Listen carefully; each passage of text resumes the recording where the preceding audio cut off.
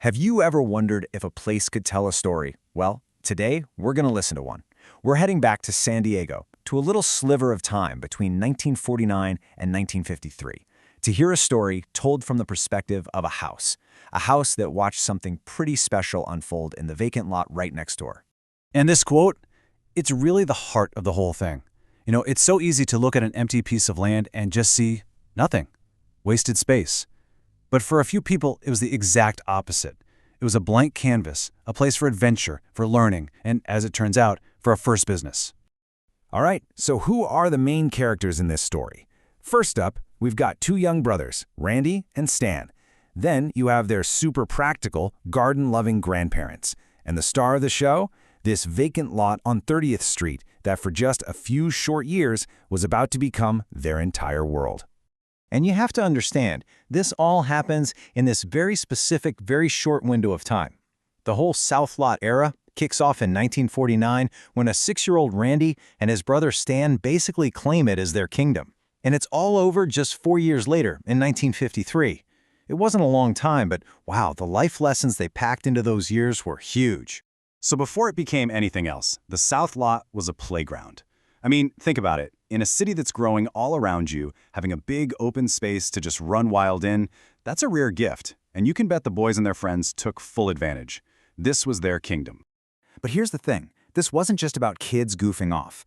That lot was like an accidental classroom. Those baseball games, they weren't just about hitting a ball. They were about making up rules on the fly and sorting out arguments. Chasing lizards, that's basically a kid's first ecology lesson. All that unstructured playtime was a masterclass in creativity and just figuring out how to get along. But the lot was kind of pulling double duty. See, the boys' grandparents, who had lived through some tough times, they looked at that same piece of land and thought, hey, this soil should be doing something.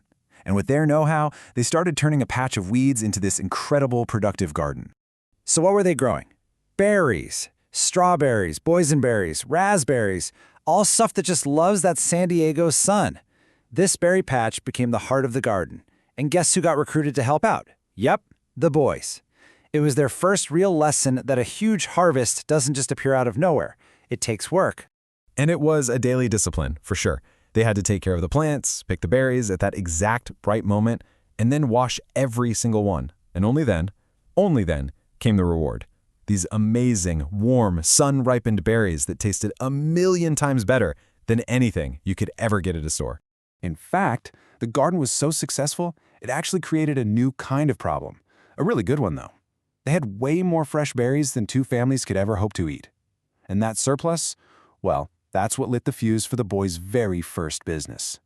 It's a great question, isn't it? Here they are, with baskets just overflowing with perfect berries. They could have just let them go to waste, but they didn't. Instead, they saw a chance to turn all that hard work into something more. You can just picture it, can't you? Two little kids set up near the local Piggly Wiggly grocery store, yelling out their sales pitch. They had this confidence that you only get when you know, for a fact, that your product is the absolute best. That was their marketing. Pure, simple, and honest. And their strategy was simple, but honestly, pretty brilliant. They had two main spots. The first was right by the Piggly Wiggly. Genius, right? Catching people who are already on their way to buy food.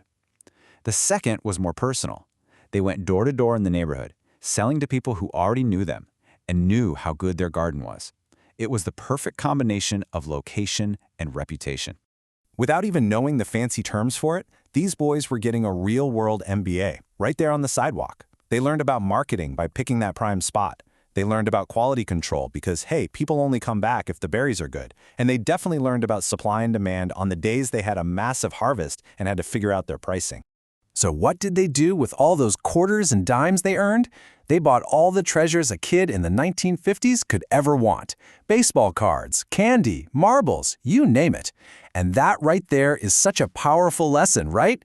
Connecting the work you do with your own hands directly to a reward that you can hold. But as we all know, all good things come to an end. In 1953, the music stopped. The era of the South Lot was over. Progress, as they say, came to 30th Street. The lot was sold, and it was slated for development. The neighborhood was about to change for good. And the transformation was total. The makeshift baseball field, it became apartment buildings. The incredible berry garden, paved over for a concrete foundation. And the sounds of kids laughing and yelling were replaced by the sounds of cars parking. The physical place and all the magic it held was just gone. But here's the real takeaway. This is the whole point. The lot itself might have disappeared, but the lessons it taught, they never did. That understanding of hard work, the confidence you get from running your own little business, the simple joy of unstructured play, those things stick with you. They became part of the men those boys grew up to be. Which really just leaves us with this one final thought to chew on. The South Lot is physically gone, sure, but the story it created is still here. And it makes you wonder, what about the vacant lots in our own past? The places and times that don't exist anymore but are still so much a part of who we are? Can a place like that ever really be empty?